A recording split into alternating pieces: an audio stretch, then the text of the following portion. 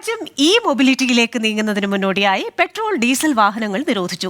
മുന്നൊരുക്കങ്ങളില്ലാതെ നടപ്പാക്കുന്ന തീരുമാനം വാഹന ഉടമകളെ ആശങ്കയിലാക്കുമെന്ന് പ്രതിപക്ഷം വിമർശിച്ചു.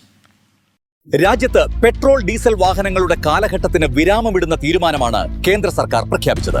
കാലാവസ്ഥാ വ്യതിയാനം തടയുകയും കാർബൺ പുറന്തള്ളൽ 0-ലേക്ക് കുറയ്ക്കുകയും ചെയ്യുക എന്ന ലക്ഷ്യത്തോടെ നടപ്പാക്കിയ നയം രാജ്യത്ത് പെട്രോൾ ഡീസൽ വാഹനയുഗത്തിന് അന്ത്യം കുറിക്കും.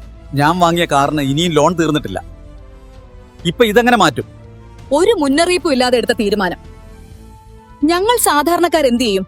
ഇലക്ട്രിക് നല്ലതാണ്, പക്ഷേ ചാർജിംഗ് സ്റ്റേഷനുകൾ മതിയാകുമോ?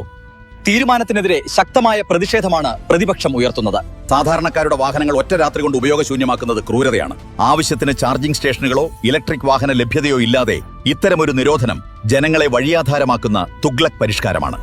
പരിസ്ഥിതി വിദഗ്ധർ ഈ തീരുമാനത്തെ എങ്ങനെ കാണുന്നു എന്ന് കേൾക്കാം. കാർബൺ പുറന്തള്ളൽ കുറയ്ക്കുന്നതിലൂടെ കാലാവസ്ഥാ വ്യതിയാനത്തെ പ്രതിരോധിക്കാം. ഇലക്ട്രിക് വാഹനങ്ങളിലേക്കുള്ള മാറ്റം ഇന്ത്യയെ ഊർജ്ജ സ്വയം പര്യാപ്തതയിലേക്ക് നയിക്കുന്ന വലിയ ചുവടാണ്.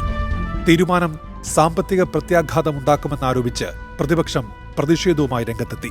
പഴയ പെട്രോൾ ഡീസൽ വാഹനങ്ങൾക്ക് ഇലക്ട്രിക് കിറ്റ് ഘടിപ്പിക്കുന്ന അംഗീകൃത സെന്ററുകൾ എല്ലാ ജില്ലകളിലും ആരംഭിക്കും.